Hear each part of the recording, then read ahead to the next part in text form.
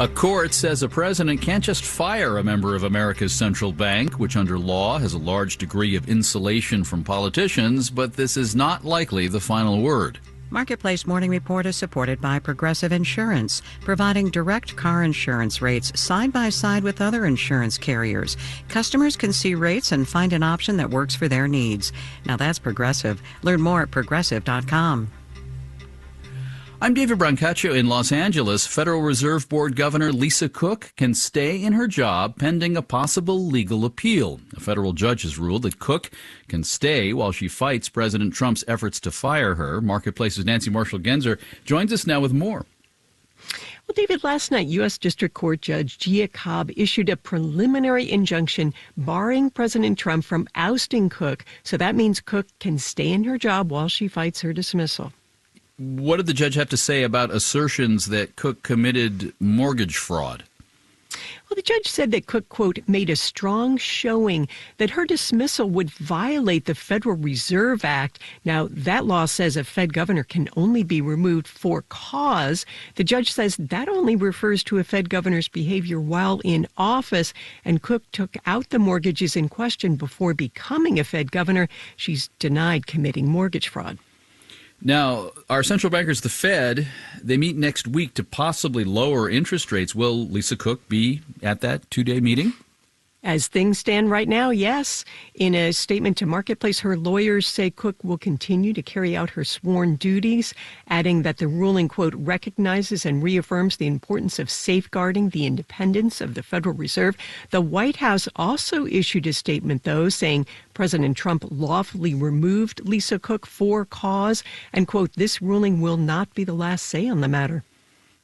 And meanwhile, the Trump administration's in the process of filling a separate vacancy on the Fed Board of Governors with White House economic advisor Stephen Miron. Yeah, the Senate Banking Committee is scheduled to vote on Miron's nomination today. If he's approved by the committee, his nomination will go before the full Senate for a vote. That could happen quickly, so he too could be at next week's Fed meeting. All right, Nancy, thank you. Nancy's in Washington. The key index on the Warsaw Stock Exchange is down 1.3%. This after Russian drones that entered Poland's airspace were shot down by Poland. It's believed to be the first time a NATO country has fired on Russian assets since Russia invaded Ukraine. Prior to that, President Trump had called on China and India to apply 100% tariffs on Russian imports to pressure Russia on Ukraine. Here, Dow futures are down 0.2%. S&P futures are the other way, up 0.2%. With wholesale inflation due later today and consumer price index data covering August due tomorrow, the 10-year Treasury is down, pushing the benchmark rate up to 4.09%. The Marketplace team has a free newsletter, The Daily Wrap. It brings all the day's news and numbers to your inbox on weekday evenings, a 5-minute Marketplace briefing. Read the latest issue, and you can sign up for the Marketplace Daily Wrap, marketplace.org/subscribe.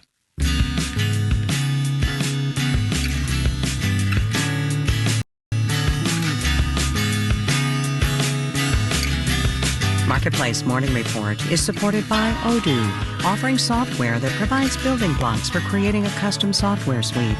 Odoo, what businesses need. And by Avalara, providing cloud-based solutions for businesses to manage property tax compliance. Learn more at avalara.com/propertytax. It is a record-high year for electric bills. In the first 6 months of the year, rate increases requested or put into force total about $29 billion nationwide, according to the consumer advocacy group Powerlines. Now, part of this is rising demand for power and the need to maintain aging infrastructure.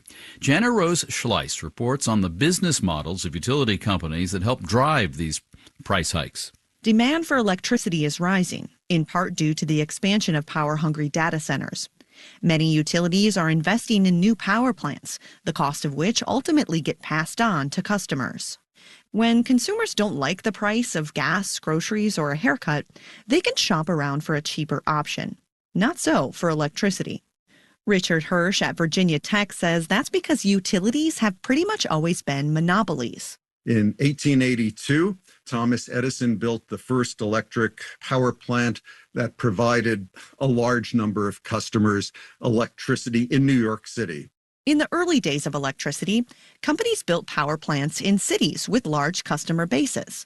The economies of scale in the utility industry enabled companies to produce cheaper and cheaper electricity and charge lower and lower rates in a way that would not occur in a competitive system. To prevent price gouging, electrical utilities are regulated in each state. When companies want to raise prices or recoup investment costs, they present their case before regulators. And because utilities provide something that we all need, regulators want them to be viable. To make sure that utility companies actually earned enough money to stay in business without using their monopoly power to exploit their customers. These natural monopolies occur in industries that require large upfront investments. Severin Borenstein at UC Berkeley says there are also mechanical reasons it's easier for just one company to make or deliver electricity. Power lines. If somebody is already running wires down your street, it's both economically inefficient and just a bad business idea to say we're going to spend a lot of money to do exactly what they're doing already. The high cost of upgrading and repairing that aging infrastructure, which is especially vulnerable to increasingly severe weather, is one of the many factors causing high utility bills this year. In other industries, competition can lead to lower prices for customers. That hasn't yet been the case with utilities. Because of that infrastructure need, Borenstein says a retail market for electricity isn't likely anytime soon. So basically, we need wires that go to everybody's house or company. And as long as that's the case, we're going to have monopoly utilities. That used to be the case for phone lines, but cell technology meant more consumer choice for providers. But we haven't figured out how to get there with electricity just yet. I'm Jana Rose Schleiss for Marketplace. And in our Breakfast of Champions category, there's news of a new Girl Scout cookie coming in 2026. Rocky Road ice cream inspired with chocolate and marshmallow in there. That seems like a lot. Just have one, not 17. In Los Angeles, I'm David Brancaccio, Marketplace Morning Report. From APM, American Public Media. WNYC is supported by Moderna. Moderna's mNEXSpike COVID-19 vaccine, mRNA, is now available. More information about mNEXSpike is available from local pharmacists and medical providers. On the next Brian Lehrer Show, with certain Central Park playgrounds in the news, and maybe the one near you should be, we'll talk to New York City's rat czar, Kathleen Karate. How's the war on rats going since her position was created 2 years ago?